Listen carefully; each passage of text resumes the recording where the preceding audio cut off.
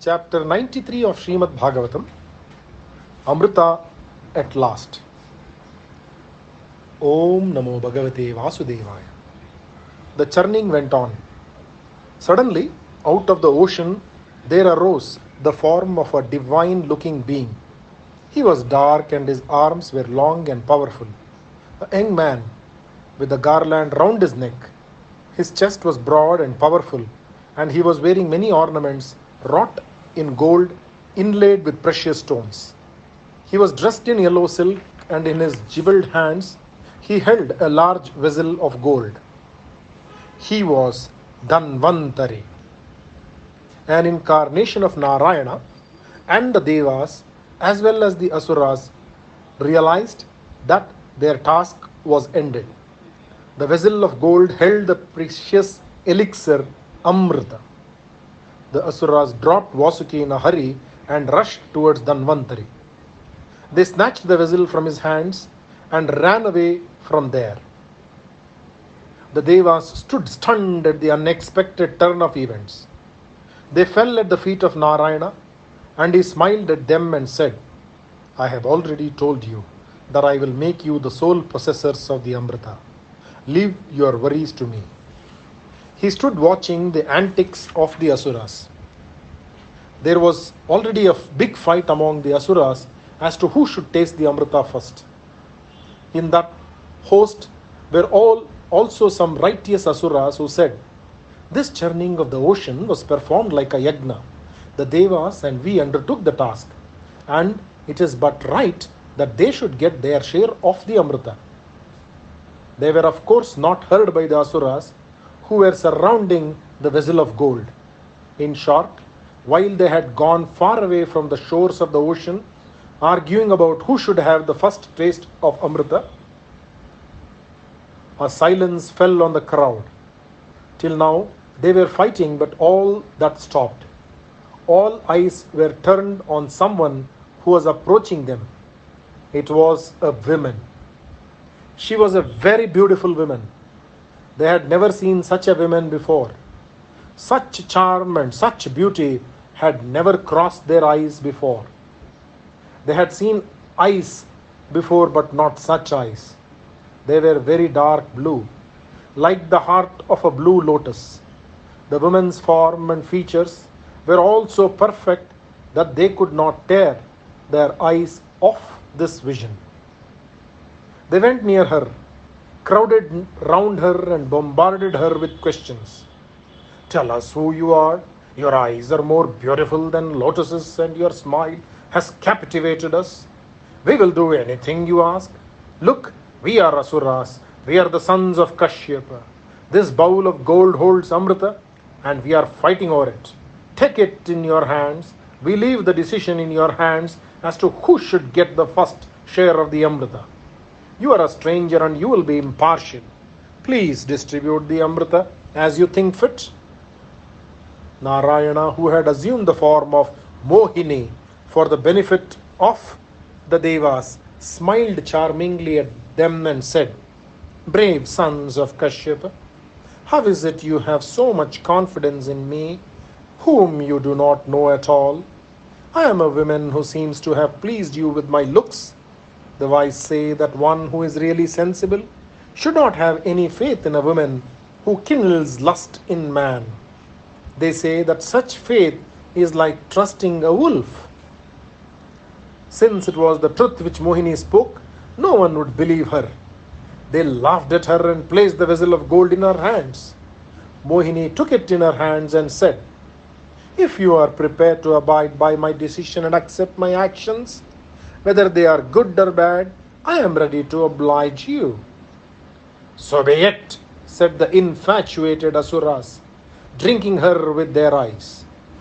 Their thinking power was lost. Kusa grass was spread on the ground and the Asuras had holy baths, and dressing themselves very carefully, they all stood on the Kusa grass. By this time the Devas had also arrived. The two hosts stood facing the east. When they had all assembled, Mohini entered with the Amrita in her hands. Her hips, which were covered by white silk, swayed seductively, and the pearls on her neck swayed to and fro, tossing about on her heaving breasts. The Devas and the Asuras, lost as they were in the beauty of Mohini, took leave of their senses and sat like dumb beings. Narayana knew that it was not right to give Amrita to the Asuras. They were cruel by nature, and giving Amrita to them would be like feeding snakes with milk. It would only enhance the virulence of the poison in them. He therefore seated the Devas and the Asuras in two different groups. Taking the golden vessel in her hand, Mohini walked in their midst. Her smiles, her loving glances, and her lisping words were all for the Asuras. But her hand was ladling out the Amrita only to the Devas. Because of the spell she had cast on them, the Asuras never realized that they were being cheated of their share of Amrita. After a while, a semblance of consciousness was dawning in their minds, and still they were unwilling to censure the lovely women of their choice, and so they were silent. There were some who thought to themselves, "These Devas are indeed without any feeling of beauty. They cannot appreciate the beauty of these women. They are so greedy that they think only of Amrita. Well, let them take their share first. Surely she loves us and she will not cheat us." One Asura, however, was alert. He was Rahu. He was watching the behavior of Mohini, and he saw that she would never grant them any favor, not as far as Amrita was concerned. He quickly assumed the form of a Deva and sat between the sun and the moon. He held out his hand for the Amrita. Mohini filled his palm and he quaffed it. The next moment, Surya and Chandra together made signs to her and made Narayana recognize the impostor. The Lord at once took up the chakra out of the air and cut off his head. He had swallowed Amrita, and so he could not die.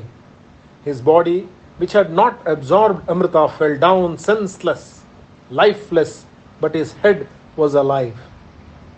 Brahma honored Rahu by making him one of the planets. As a punishment for the sun and moon, the planet Rahu was allowed to swallow them during certain times, and then they are said to be eclipsed by the Graha Rahu. This is said to be a moral lesson for children not to carry tales about others. When he saw that the Devas had been served with Amrita, the Lord abandoned the guise of Mohini and resumed his natural appearance.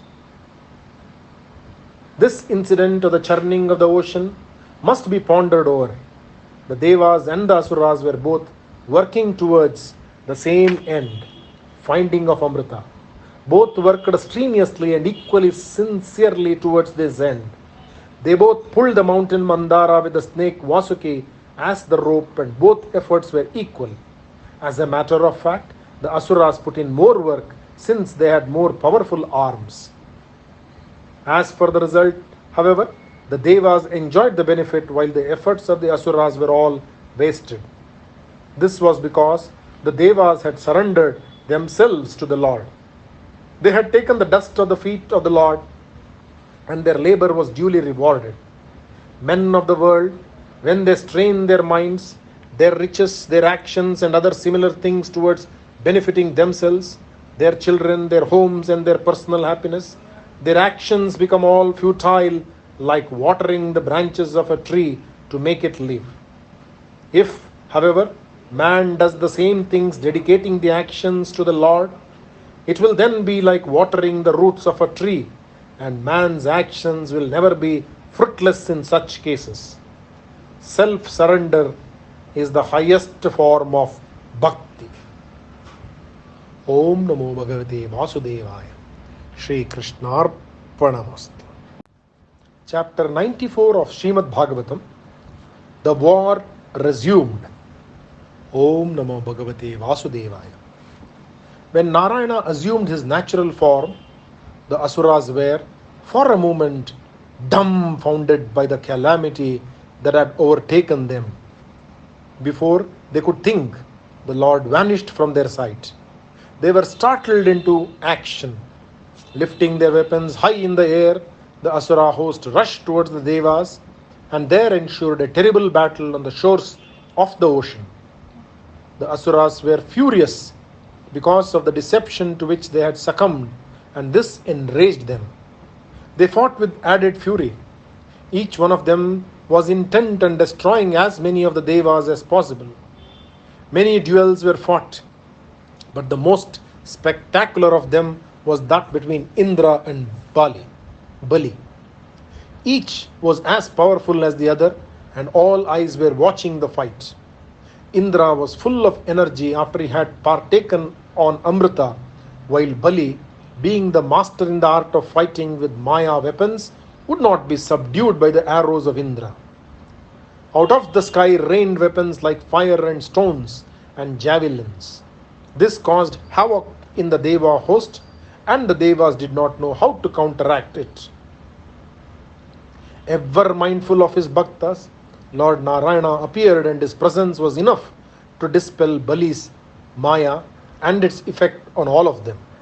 The very thought of the Lord is said to be enough to dispel Maya. When such is the case, how can Maya exist when his presence was felt? Like a dream world fading when a person wakes up, all the illusions melted away. But Bali was undaunted. He attacked Narayana himself with his many weapons. Kalanemi, one of the henchmen of Bali, threw a javelin at the Lord, and he was killed when Narayana caught it in his hand and sent it back to Kalanemi. Mali and Sumali were killed by the chakra of the Lord. Indra then challenged Bali for a duel. He said, "You fool, like a conjurer, you took resort to your Maya tactics. Can you not see how futile your powers are? Look, with my Vajra I am going to smash your head into 1,000 pieces. Prepare yourself to meet your death." Bali looked at him with a slow smile and spoke in a low voice. He said, "Men who have been propelled towards fighting, who have been goaded by the time and again as the result of their actions, these men, I say, have been impelled to pursue particular line of action. It is not in their hands to decide for themselves what is going to happen. To such men, fame or victory on the one hand or defeat on the other are sure to happen. It stands to reason that it should be so. The wise know that it is all because of Kala, and they neither rejoice nor mourn when these things happen to them. Such wisdom has, of course, never been your heritage. You confuse your Atman with the Dehin, who enjoys fame and victory, and so you have nothing but eternal sorrow and dissatisfaction in your minds. Foolish as you are, you think your foul words will hurt us to the core. But we do not listen to such words. They are treated with the contempt they deserve." Indra's anger knew no bounds when he heard the scathing words spoken by Bali. Since they were true, every one of them, they hurt him and angered him all the more. He hurled his Vajra at Bali, which threw Bali on the ground. The friends of Bali hurried to the spot and took him away from there. A few moments later he came back to fight, and the fury of their fight would not abate even a little bit. Namucha was a powerful Asura, and he attacked Indra with his powerful arrows. They fought for a long time.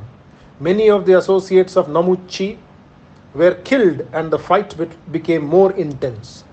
Indra hurled his Vajra at Namuchi, and he was astonished when he found that it did not even graze the skin of the enemy.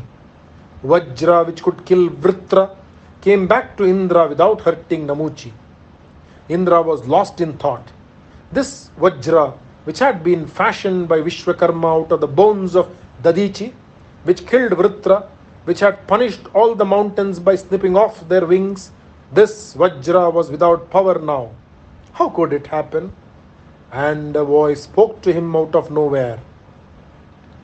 "This Asura Namuchi has obtained a boon which has assured him that the things which are dry and things which are wet, neither of them will be able to kill him. That is the boon granted to him by Brahma. You will have to think of a method which will help you to circumvent it. Indra thought for a while, and his eyes rested unseeingly on the waves of the sea which lashed against the shores. He looked at the foam which was edging the waves, and suddenly a thought struck him. He thought that here perhaps was the weapon. The foam of the sea, which is neither dry nor wet, will surely serve the purpose, thought Indra. He therefore took up a handful of it and threw it at the head of Namuche, which at once rolled to the ground. There was rain of flowers from the heaven, since this was a great achievement on the part of Indra. The fight threatened to continue, but Narada, the son of Brahma, came up to them and said, "You wanted the Amrita. By the grace of Narayana, whom you chose as your refuge, you have got it. Lakshmi, the consort of the Lord, is again on your side. Desist from this fight and go back to your abode." The Devas agreed to do so as he told them, and the Asuras had to agree. They knew that fortune was not in their favor at the moment, and with crestfallen looks, they went back to their homes. Om Namo Bhagavate Vasudevaya. Shri Krishna Arpanamasthu. Chapter 95 of Shrimadbhagavatam. Bali, the powerful. Om Namo Bhagavate Vasudevaya. Bali, the lord of the Asuras, was robbed of all his wealth and all his glory because of Indra. Large-hearted as he was, he did not grieve for himself and his inglorious defeat in the war.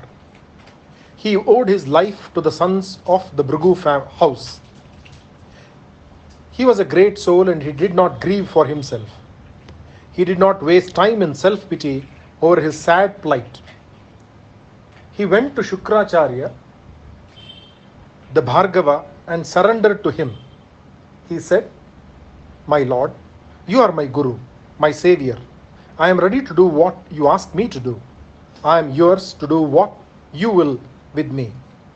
I know that there is never a Guru who will abandon a disciple who comes to him for succor."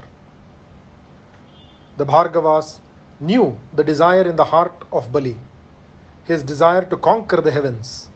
In anticipation of that, they gave him the coronation bath called Mahabhisheka and said, "We will perform for you a yajna which will grant you what you desire." They decided to make Bali powerful enough to defeat Indra and conquer the heavens. They anointed him and made him perform the yajna by name Vishwajit. The fire was worshipped with sacred havis, and incantations went on for a long duration. Out of the glowing fire arose a golden chariot. The horses were like those of Indra, and the flagstaff. The horses were like those of Indra, and the flagstaff was decorated with a lion. Inside the chariot was placed a bow with gold inlay work, and with it a quiver which would never be empty, and a divine armor. When the chariot thus came out of the fire, Lord Brahma came to the presence of Bali and gave him a garland of flowers which were ever fresh. Shukra, his preceptor, gave Bali a conch. Bali made pradakshina to all those who made this miracle possible. Bali's days of eclipse were at an end, and he looked like his old self now. He looked more glorious, more handsome because of the power he had acquired. He collected an immense army and went towards the city of Indra. Seated in the golden chariot, wearing the divine armor and the bow adorning his hand and the quiver fastened to his shoulder, with golden bracelets shining on his powerful arms and with earrings of emerald gleaming in his ears, he looked like the fire by name Ahavani. His army, which went with him, caused fear in the hearts of the beholders. Bali ascended the chariot made of gold and proceeded towards Indra's city by name Amaravati. Amaravati was famed for its beauty. It was the pleasure ground of the Lord of the heavens, and everything which was beautiful had been accumulated there to give pleasure to the denizens of the heavens. It had numerous gardens with trees bearing fruits of and innumerable flowering shrubs, creepers and plants. The music made by bees and by the birds was always heard, putting the senses to sleep. A large moat surrounded the city, and there was a fort which protected the inside of the city. The city itself was very beautiful, filled as it was by houses with golden doorways and door wrought with silver and wood. Vishwakarma himself had paid special attention for the construction of the entire city, and it was a city faultlessly built. The streets were wide and clean, and they were strewn with flowers which had slipped out of the hair of the lovely women who lived there. The word old age was not known, nor was ugliness to be seen anywhere. Divine music, divine perfume, divine beauty, in short, anything that a human mind aches for, could be found in the city Amaravati. Bali proceeded towards this Amaravati with the intention of conquering the city after defeating Indra and his army. When he arrived at the gates of Amaravati, Bali blew lustily on his conch. Indra saw Bali, saw the golden chariot and the divine armor, bow and quiver with which he had been equipped. He also saw the immense army which looked formidable. Indra did not take long to realize what the result of the encounter with Bali would be.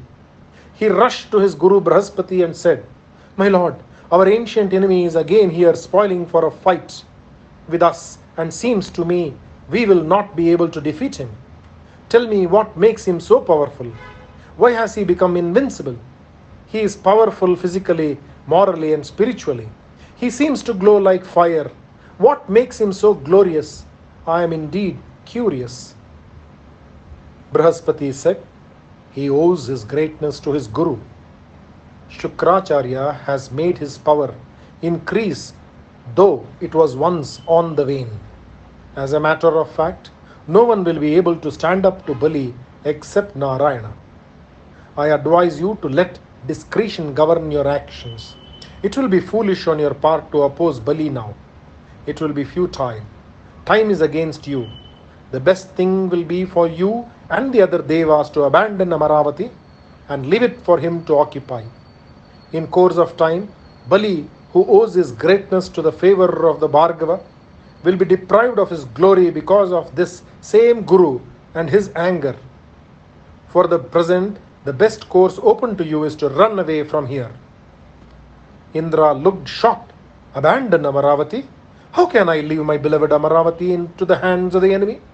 I will fight and see what happens. We are not powerless. We are devas, and Bali is a mere asura. I will not abandon Amaravati." Brahaspati convinced him that the only thing to do was to abandon the city, or else there would be unnecessary havoc played in the Deva host by the lusty asuras. Finally, Indra was convinced, and according to the advice given by their preceptor, the Devas fled from the city by name Amaravati. Bali found that the city became his without his fighting for it. He smiled with contempt at the cowardice of the Devas. He established himself there and ruled the world from the heavens. He became lord of the three worlds. There was nothing left for him to conquer. His Guru told him that he could perform the Ashwamedha. Bali performed 100 Ashwamedas. His fame spread all over the world like the beams from the moon. His goodness, his generosity, and his many qualities of head and heart became known the world over. Om Namo Bhagavate Vasudevaya. Shri Krishna Arpanamast. Chapter 96 of Shrimadbhagavatam. The birth of Vamana. Om Namo Bhagavate Vasudevaya. Aditi, the mother of Indra and the other gods, was very unhappy since her sons had been vanquished by Bali. Once, Kashyapa had been away from the ashrama for a long time. He had been engaged in intense samadhi. When he had completed it, he came back to the ashrama. Aditi received him with due honor and stood silent by his side. He looked at her and her pale face. He asked her, "What is worrying you? You do not seem to be happy. Has any calamity overtaken you? Or the world? Has Dharma been banished from the minds of men? Have you by any chance inadvertently insulted any guests, as a result of which they have gone away without accepting your hospitality? What has happened? Are your sons well? Looking at you, I can see that you are greatly pained at something. Tell me what it is." Aditi lifted her downcast eyes and they were filled with tears. She said, "My lord, nothing dreadful has happened as you fear. There has been no mishap in the ashrama, nor has there been any lapse of dharma as far as my behavior is concerned. The pain that is eating into my vitals is on account of my children. My sons have been treated ill by Bali. The asuras have driven the devas from their city and have taken all their glory and wealth and riches. My children are homeless and without any hope of regaining their lost glory. Have mercy on me and my sons and help us in our calamity." Kashyapa Prajapati smiled gently at her and said, "Indeed, the Maya of the Lord is amazing. This entire world is under bondage because of the ties of affection. That is the wonderful thing about Vishnu Maya. Or else, what connection is there between this body made up of the five elements and the Atman, which is a thing apart, which is different from Prakriti? Who is the husband of whom, and who the son of whom?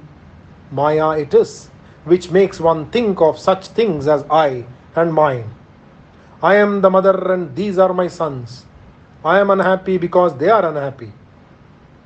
He paused for a while and then, looking kindly at her, said, "The only path open to you is to worship the Lord, Narayana, who dwells in the hearts of all. He has ever been compassionate towards those who love him, and he will grant you your desire. Pray to him, worship him." She looked at him and said, "I am a woman, I do not know the methods by which the Lord has to be worshipped. Great beings have performed tapas for years and years to please him, and they are still performing tapas. I am but a woman, and how can I do that? Tell me about an easier method by which an ignorant woman like me can find favor in the eyes of the Lord." Kashyapa said, "There is a vrita by name Payovrita. Brahma once taught me this vrita. In the month of Falguna, from the 1st to the 12th day of the brighter fortnight, you should worship Narayana day and night with only milk as your food. Recite the mantra with the 12 letters, the great Dwadashanama, Om Namo Bhagavate Vasudevaya. If you observe this vrita with intense devotion and concentration, the Lord will grant your wishes." Aditi performed the Payovrita. Her mind was stilled and her senses were kept under control. Her thoughts were all lost in the feet of Narayana. At the end of 12 days, the Lord appeared before her. She stood up. She fell at his feet again and then stood in his presence with her palms folded. Tears were running down her eyes. She could not speak a word. After a while, words came haltingly and indistinctly to her lips. "I do not know how to praise you and to recount your qualities. Ignorant woman that I am, I have not the art nor the learning to understand your greatness. But this I know, you are kind and you are compassionate. I am your slave, my Lord. I am in pain. Please take pity on me." The Lord looked kindly at her with lotus eyes and said, "Mother of all gods, you do not have to tell me what is paining you. I know that your sons are at the mercy of the asuras. You want to see your sons back in power. I know that. All that will come to pass, but you have to wait. The time is not yet ripe for it. At the moment, Bali's star is in the ascent because he has Shukra as his guru, as also Shukra's disciples. The glory of Shukra is such that his protege, Bali, will not come to harm. However, I am pleased with your vrita and I will grant you your wish.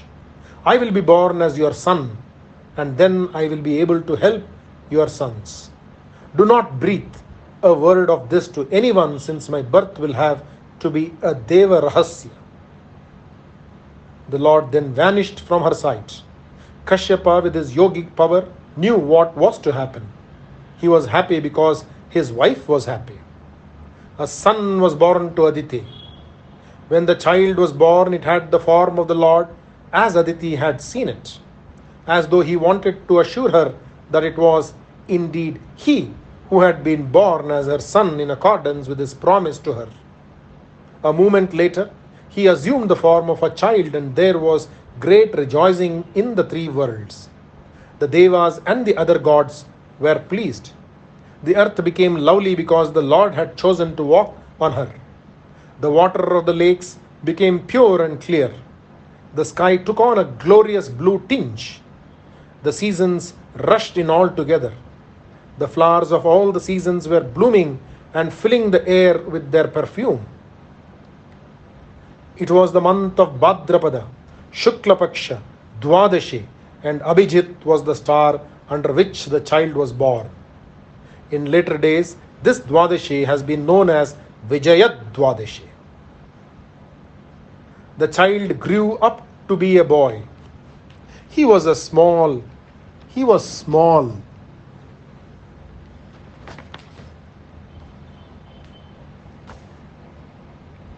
made, and he was indeed a Vamana. When the time came, Upanayana was performed for him. Surya himself taught him the Gayatri. Brihaspati, the preceptor of the gods, gave him the sacred thread, and Kashyapa gave him the Maunji.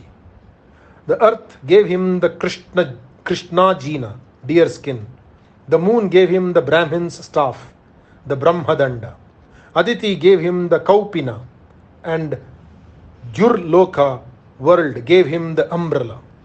Brahma, who held the Vedas inside him, gave him the Kamandalu, and the 7 great rishis gave him the bundle of Kusa grass. Saraswati gave him the Akshamala. Kubera granted him the vessel with which to collect his alms. Parvati, the consort of Mahadeva, who goes by the name Annapurna, gave the child Vamana his first Bhiksha. Vamana's other name was Upendra.